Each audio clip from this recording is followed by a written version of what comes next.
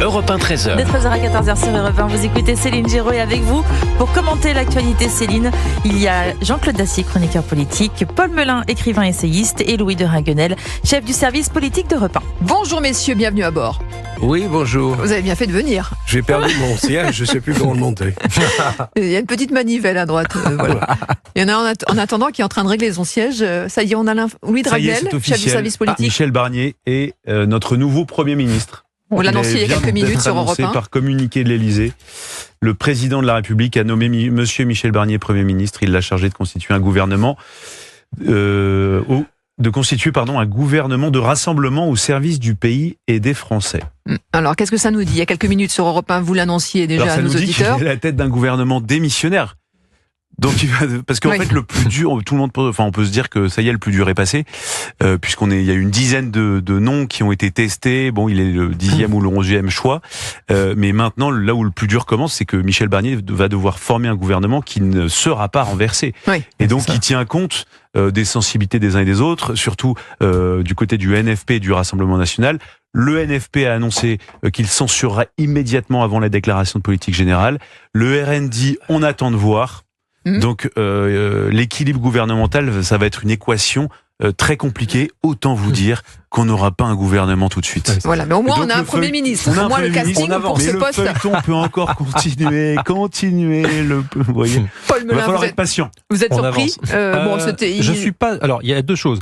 Il y a une surprise quant à la personne et il y a une surprise quant à l'axiome idéologique de la personne. Sur l'axiome idéologique, moi je suis pas surpris parce que je faisais partie de ceux qui pariaient sur un gouvernement de centre droit et je pense qu'Emmanuel Macron a fait de la politique, mais il a aussi fait des mathématiques. Oui. C'est-à-dire qu'il a regardé, et il l'a dit d'ailleurs, il a assumé, qui pour Matignon pourrait ne pas susciter contre lui une majorité d'opposition et avoir une motion de censure. Donc il a favorisé la stabilité. Et la stabilité, elle était au centre droit. Donc il fallait regarder dans les personnalités de centre droit. On a éliminé les uns après les autres. Xavier Bertrand, ça marchait pas parce qu'effectivement le RN aurait voté bien la censure. David Lisnard, ça marchait pas pour d'autres raisons, plutôt peut-être qui tenait à l'axiome idéologique de David Lisnard qui était peut-être plus en décalage avec le macronisme originel. Michel Barnier, effectivement, je suis d'accord avec Louis, c'est peut-être un choix on va pas dire par défaut parce que ce serait désobligeant et Michel Barnier a beaucoup de qualités, mais en tout cas c'est le choix aujourd'hui le plus logique au plan mathématique, au plan de l'équilibre du Parlement. Oui. Et a priori avec les conditions qu'ont mis le Rassemblement National pour pas voter de motion de censure contre lui, il pourrait faire tenir debout un gouvernement qui serait pas renversé. Et ça aujourd'hui, c'est quand même la priorité pour le président de la République, qui est quand même, et c'est vrai, il a raison là-dessus Emmanuel Macron, le garant de la stabilité des institutions, et avoir un gouvernement qui serait remplacé tous les 15 jours, on avait parlé un temps de nommer Madame Castet, ça n'avait pas de sens. Donc il faut nommer quelqu'un qui peut tenir. Jean-Claude Dacier. Moi, j'étais convaincu depuis hier, fin d'après-midi, que ce serait lui, parce que c'était un peu la dernière carte du président de la République et que tout de même, il fallait en sortir. Et c'est pas une si mauvaise carte que cela. Bon, il est clair que Xavier Bertrand n'avait pas de majorité et qu'il aurait été censuré immédiatement. Le RN, il tenait absolument, il n'y avait pas de négo possible. Ex-commissaire européen. Entre nous, je comprends même pas que le président de la République se soit, entre guillemets, je dirais pas acharné sur le choix de Xavier Bertrand, mais ait beaucoup essayé de le faire nommer.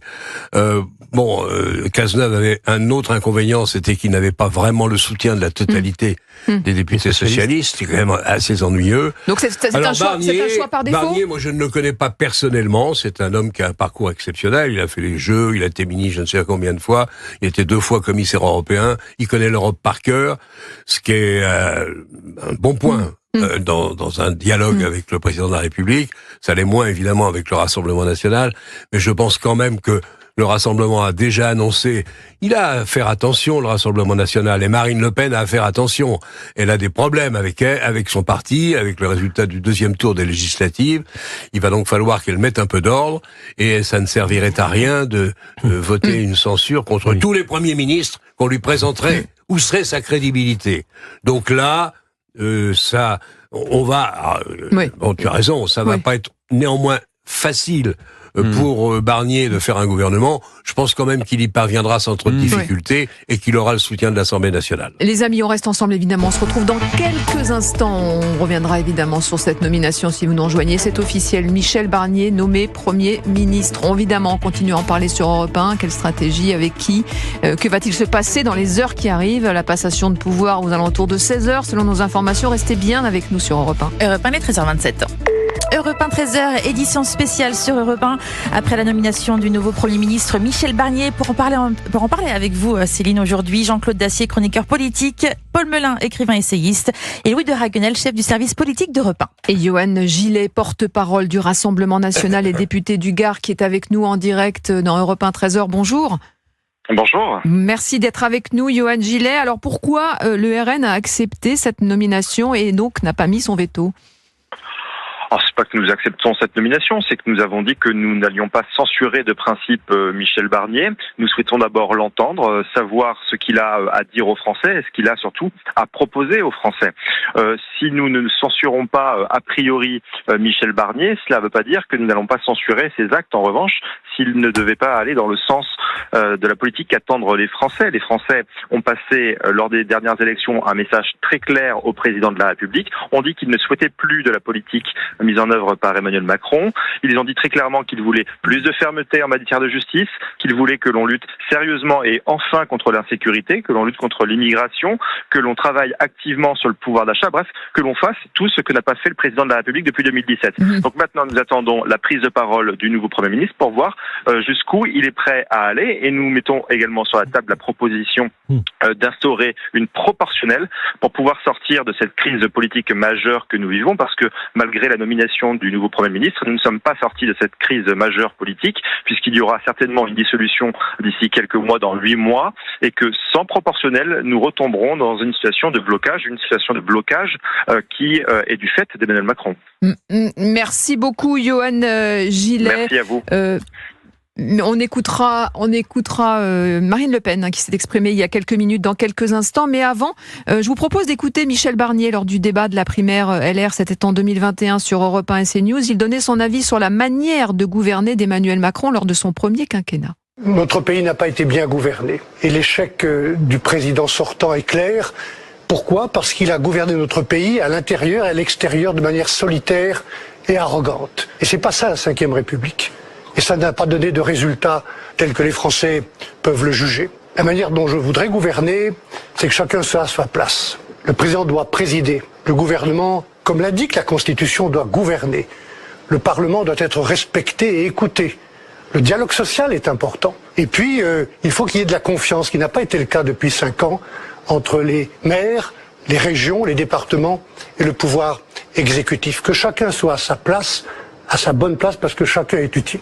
Voilà, c'était Michel Barnier. En 2021, je le rappelle, Michel Barnier, nouveau Premier ministre. Louis de Raguenel, une réaction sur sa manière, justement, quelle sera sa manière de gouverner et sur les critiques qu'il émettait à l'époque. Alors, on verra, faut rappeler quand même le contexte. C'était dans le cadre de la primaire de la droite, donc qui visait à choisir la personne qui devait affronter Emmanuel Macron pour la présidentielle de 2022. Les électeurs à l'époque, les sympathisants de la droite avaient choisi Valérie Pécresse, et donc c'est la raison pour laquelle Michel Barnier n'avait pas été candidat à l'élection présidentielle. Je tiens simplement à rappeler quelques points. C'est que on a remis la main sur son programme de l'époque, et c'était un programme objectivement très à droite. Il s'était engagé à créer un grand ministère de la sécurité nationale, recruter 250 magistrats de plus chaque année, 20 000 places supplémentaires de prison, expulsion systématique des étrangers condamnés à de la prison ferme. Il avait vanté l'instauration d'un bouclier constitutionnel pour mettre en place un moratoire sur l'immigration. Il voulait conditionner à 5 ans de résidence pour toutes les aides sociales, donc à toutes les personnes qui sont issues de l'immigration. Je ne vais pas vous faire la litanie, je termine avec 2 mesures.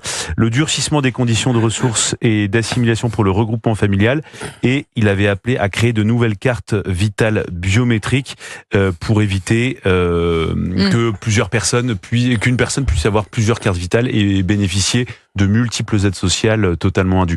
Donc, à cette occasion-là, Michel Barnier avait clairement fait un virage assez à droite, très régalien. On le connaissait pas du tout comme ça. Michel Barnier, c'était quand même le commissaire européen qui avait été assez dur dans ses relations avec les Britanniques au moment du Brexit. C'est pas du tout quelqu'un qui est un souverainiste, pur jus, droitard, tout ce que vous voulez. C'est vraiment quelqu'un qui est pro-européen. On lui a souvent reproché d'être fédéraliste, et lorsque il était ministre de Nicolas Sarkozy et même de Jacques Chirac, c'était vraiment l'aile la plus modérée de la droite. C'était pas du tout l'aile dure. On va écouter justement Marine Le Pen, c'était il y a quelques minutes, écoutez. Nous avons dit très clairement, nous avons posé un certain nombre de critères, un certain nombre de conditions. La première était encore une fois d'avoir un Premier ministre qui soit respectueux des électeurs du Rassemblement national, qui considère que le Rassemblement national, et ça ce sont les Français qui l'ont décidé, est le premier groupe à l'Assemblée nationale et qu'il doit être consulté, traité avec respect.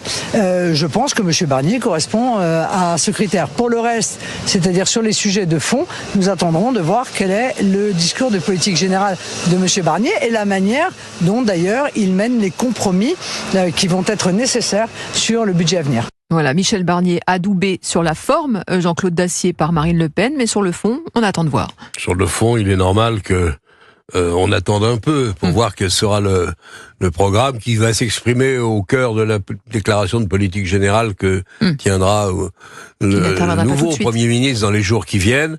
Mais enfin, il est acquis que la censure du Rassemblement national, et on comprend pourquoi, je l'ai dit il y a un instant, ne sera pas automatique. Il y a le problème quand même du système électoral. Est-ce qu'il faut revenir à une proportionnelle intégrale comme le souhaite ou le souhaiterait le Rassemblement national ou non? Ah, ça fait partie des conditions. Ça fait partie peut-être des conditions. Moi, je pense qu'il y a matière, peut-être. Là, on a le résultat d'une Assemblée générale qui est quasiment une Assemblée nationale, qui est quasiment le résultat comme si c'était une proportionnelle. C'est pas tout à fait le cas. Je pense que quand même, il y a un terrain d'entente possible. On peut revenir à une part importante de proportionnelle, mais qu'il faut garder aussi une part du scrutin actuel. Bref, tout ça va faire partie des discussions. Sur le programme de l'immigration, j'ai toujours considéré, je ne vais pas répéter, que c'était une des grandes explications de l'effondrement de la cote du président de la République, qui ne veut pas voir que les conséquences de l'immigration hors de contrôle sont un désastre pour le pays et pour lui. J'espère que le nouveau Premier ministre sera capable non seulement de bâtir un programme, mais de convaincre le président. Il faut quand même qu'il comprenne une chose simple, le président de la République, c'est que le pouvoir, pour une bonne part, l'a quitté et qu'il est passé quand même à l'Assemblée nationale et à Matignon. Alors c'est pas aussi simple, évidemment. Tout ça va... Chacun a intérêt au compromis et à l'entente. Espérons que ça va bien se passer. On peut pas se repayer une crise comme celle dont on sort à peine tous les trimestres. Ça n'aurait pas de sens. Paul Melun. Sur la déclaration de Marine Le Pen, je pense qu'elle est vraiment très importante parce qu'elle montre aussi la stratégie du Rassemblement national. Et j'aurais parié qu'elle réagisse comme ça. C'est-à-dire, elle ne veut pas que le RN soit dans l'opposition systématique. Elle veut faire de l'anti-LFI. Là où LFI est en train de nous parler de destitution du président de la République, là où Jean-Luc Mélenchon irructe, là où ses députés hurlent, etc., alors qu'ils sont 70. Voilà, on pousse Lucie Castet alors qu'elle n'a pas de majorité pour être première ministre. Le RN préfère jouer les faiseurs de roi. C'est-à-dire, et d'ailleurs, ils ont joué ce rôle tout au long de la négociation, avec Sébastien Chenu notamment, qui a été une des chevilles ouvrières de cette stratégie, qui était de dire à Emmanuel Macron, nous sommes là, nous sommes tapis dans l'ombre, on attend notre tour, et pour les intérêts de la France, on va poser nos conditions. Et les conditions qu'a posé le RN, on en avait parlé pour un potentiel gouvernement technique qui ne verra pour le moment jamais le jour, c'était la proportionnelle. Pour là, ils ont dit dans le discours de politique générale de M. Barnier, on va voir ce qu'il va dire sur l'immigration, on va voir ce qu'il va dire sur le pouvoir d'achat, etc., etc. Eh ben, je pense que si on parle de stratégie politique pure, c'est une bonne stratégie. Le RN n'a pas intérêt aujourd'hui à revenir aux urnes tout de suite. Ils ont intérêt à se préparer à 2027 et en attendant, pendant 3 ans, n'importe quel patriote a intérêt à ce que Michel Barnier réussisse.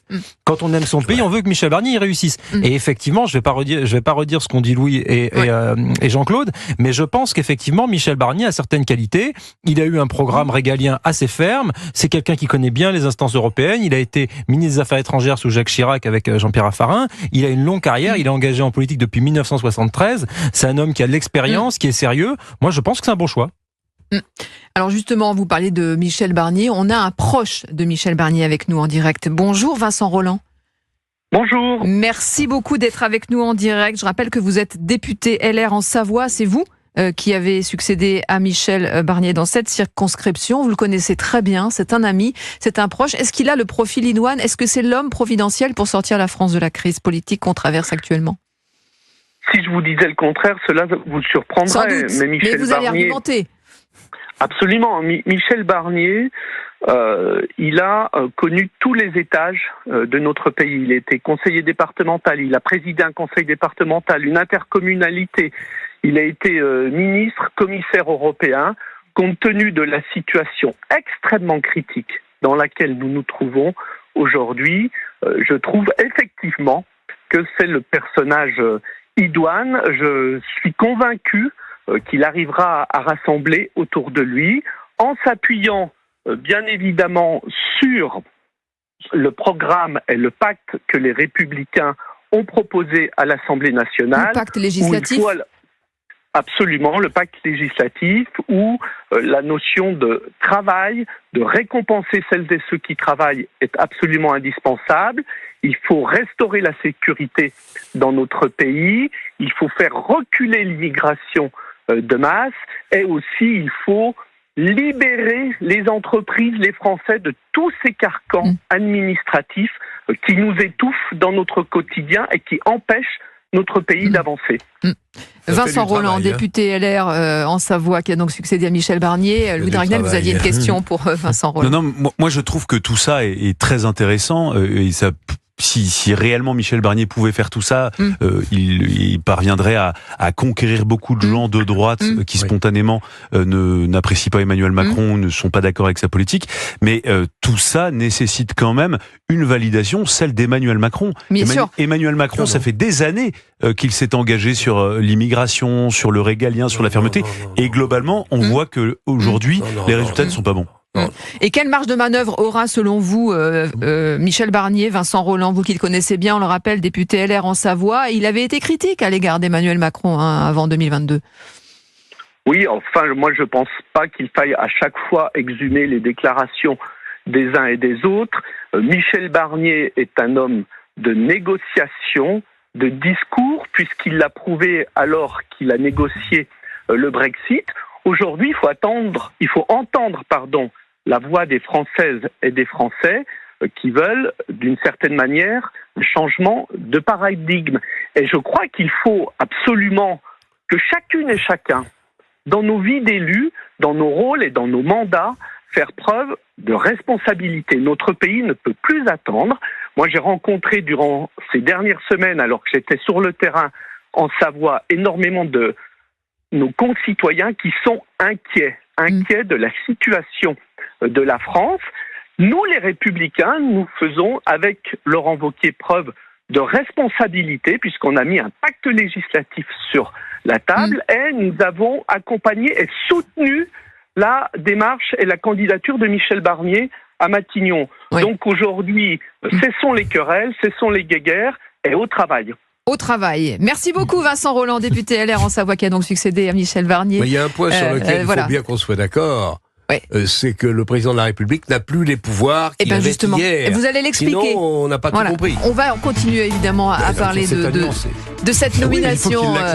Michel Barnier nommé Premier ministre, ça y est, c'est fait. On l'attendait depuis si longtemps, 51 jours que le gouvernement Attal avait démissionné. On va continuer à en débattre avec vous et avec nos invités en direct ici dans le studio. À tout de suite sur Europe 1. Et vous pouvez réagir au 01 80 20 39 21. Europe 1, il est 13h45.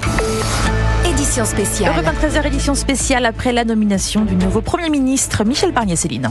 Et on va écouter tout de suite la réaction de Jean-Luc Mélenchon, le patron des Insoumis. L'élection a donc été volée au peuple français. Le message a été nié. Et maintenant, nous découvrons un Premier ministre qui est nommé avec la permission et peut-être sur la suggestion du Rassemblement national, alors que le deuxième tour de l'élection législative avait été tout entier concentré à faire échec à ce Rassemblement national. C'est la personnalité la plus proche de ces positions qui est désignée. Quasiment un gouvernement de M. Macron et de Mme Le Pen. Nous ne croyons pas un instant qu'il se trouvera ensuite une majorité à l'Assemblée nationale pour accepter un tel déni de la démocratie. Ouais, Jean-Luc Mélenchon, l'élection a été volée. 73 ans, Jean-Luc Mélenchon, comme Michel Barnier, le nouveau Premier ministre. On a également Mathieu Lefebvre qui est avec nous en direct et on le remercie, député Renaissance. Bonjour. Bonjour. Merci d'être avec nous. Vous êtes député Renaissance dans la 5e circonscription du Val-de-Marne. Vous avez été le chef de cabinet aussi de Gérald Darmanin. Vous faites partie de l'aile droite de la Macronie. J'imagine que ce choix vous convient, notamment sur les questions de sécurité qui avaient été très importantes dans son programme pour les primaires à Michel Barnier. Ah oui, moi je suis certain que Michel Barnier permettra de donner des réponses aux besoins d'ordre et d'autorité qui ont émergé pendant cette campagne électorale. Il permettra d'améliorer la réponse pénale, ce qui est absolument indispensable pour assurer la confiance de nos concitoyens. Et je trouve aussi que c'est un choix de premier plan au regard de sa carrière, du rôle d'Européen convaincu qu'il a pu avoir. J'appelle vraiment tous les républicains de ce pays à donner sa chance à Michel Barnier, à soutenir la majorité qu'il défendra au Parlement pour, encore une fois, répondre à la fois à ce besoin d'ordre, mais aussi à la demande de justice sociale qui a émergé pendant ces élections. Refuser, a priori, Michel Barnier, c'est refuser un grand profil politique et ça n'est pas responsable au regard du moment. Et le plus dur commence pour lui, Michel Barnier, avec la formation d'un gouvernement, Mathieu Lefebvre ?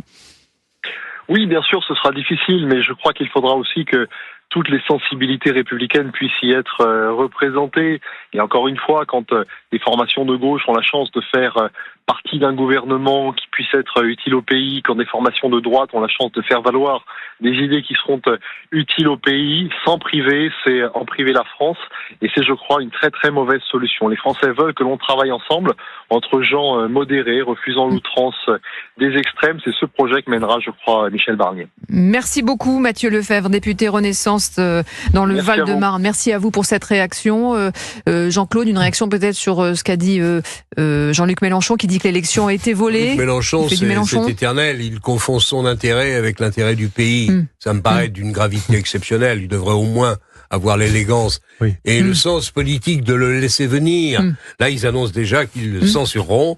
Alors, attention, les insoumis, les 70 ou 72 députés je pense que les socialistes et les écolos le censureront. Je sais pas ce que font les autres. Si, ils l'ont déjà annoncé. Ils le censureront aussi. C'est fait. Tout le nouveau Front populaire censurera Michel Barnier. Et les socialistes aussi. Ouais. La totalité. Logique. C'est ce qu'ils ont annoncé ce matin. Oui, mais c'est pas sûr que ce soit la totalité. On verra. C'est un profil pour piéger le NFP.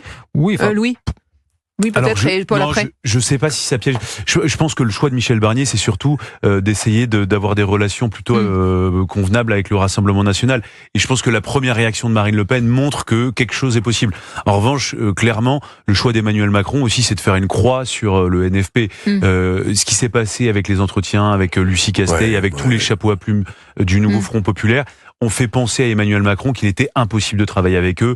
Donc, je pense que c'est par choix, par défaut, peut-être un peu des deux, mais Emmanuel Macron sait qu'avec de l'autre côté, du côté droit et même la droite un peu mûre de l'échiquier, eh bien, il y a des relations qui sont sont Pour le PS, c'est un choix compliqué quand même, hein.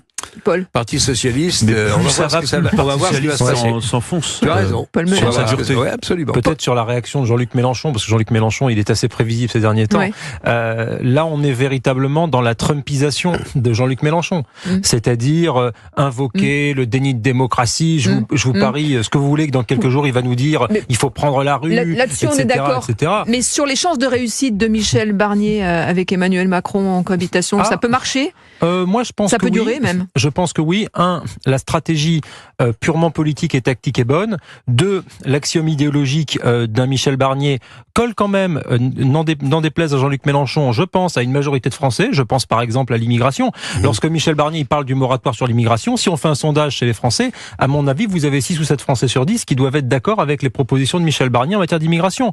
Pareil sur les questions de souveraineté économique, pareil sur un certain nombre de sujets sur lesquels j'avais pu entendre Michel Barnier, notamment pendant la campagne au sein de LR, il a une ligne politique qui se rapproche davantage de la ligne majoritaire en France que, par exemple, le NFP. Donc, Emmanuel Macron, en choisissant Michel Barnier, il choisit aussi une voix majoritaire, non seulement à l'Assemblée nationale, mais aussi au sein des Français.